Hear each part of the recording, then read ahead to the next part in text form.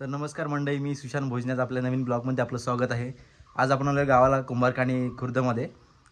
तर आज आहे शिमगा आपल्या गावचा।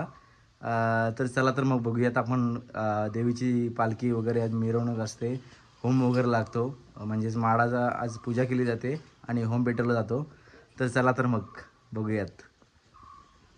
आमच्या गावातील एक दमदार असं नेतृत्व वासुदेव कांबळे यांचं आगमन होत आहे।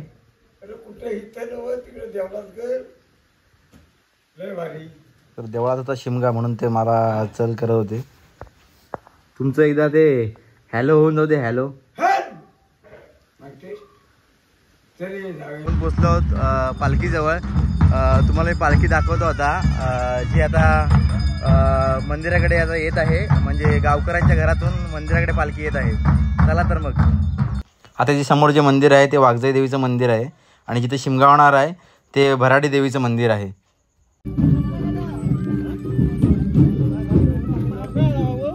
हा काय का पप्पा आहेत।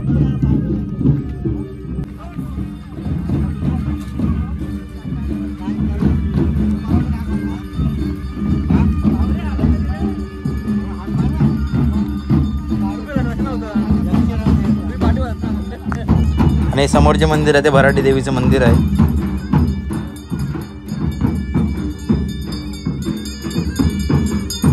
मंदिराच्या पालखीनंतर सानेवरती विराजमान झाली पालखी।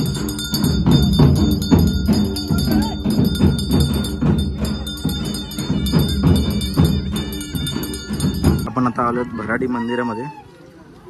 तर बघू शकता इथले देव असे दगडामधलेच आहेत।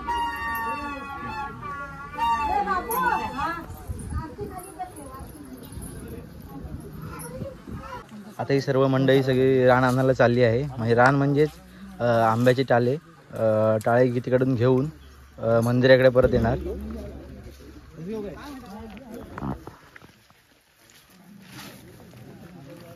आंब्याचे टाळे या रानातून तोडून आणले जातात, त्यानंतर हे असं रान घेतलं जातं एकत्र।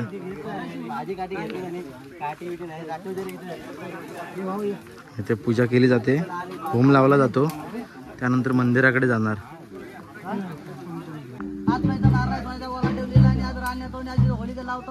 आज इथं कुठची अडचण असेल काय असेल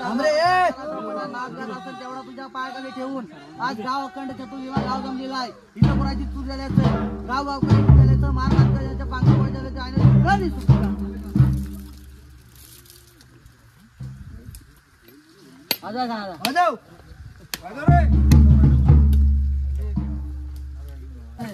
आंब्या पंचाची टाळ केली बोलो आमची वागण शिमग्यात गेला रे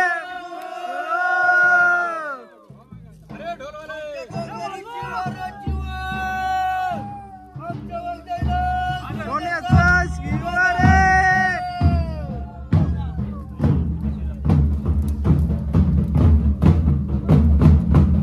आता इकडून हे आंब्याची टाळे म्हणजेच रान हे वाजवत गाजवत देवळापर्यंत नेणार।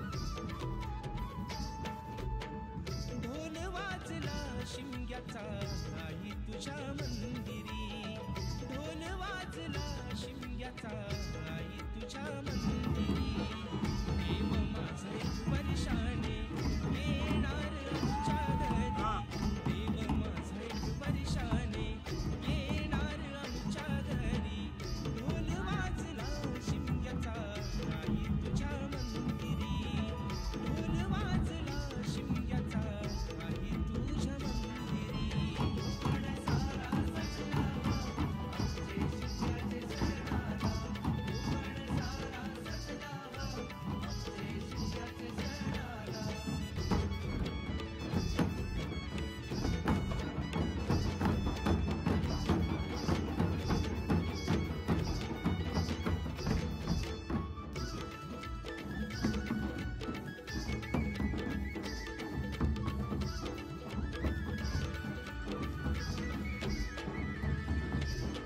साखरमानी आले सारे जमले गावकरी होळी भोवती भाग गाते ढोल अन तुतारी होळी भोवती भाग गाते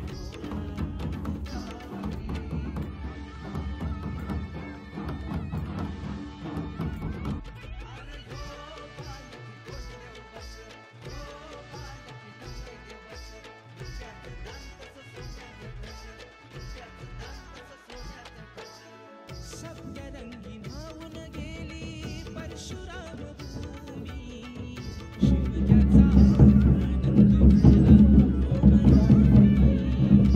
पालखी नाचून झाल्यानंतर पालखी सानेवरती पुन्हा बसवली व जे हातबेटीचे नारळ होते ते गावकऱ्यांनी मानवून घेतले. इथून कार्यक्रमाची सांगता होणार होती व पालखी आपल्या पुढच्या गावात जाणार आहे. जे व्हिडिओ आवडले असेल तर लाईक करा, शेअर करा व चॅनलला सबस्क्राईब करायला विसरू नका. जय हिंद, जय महाराष्ट्र. धन्यवाद.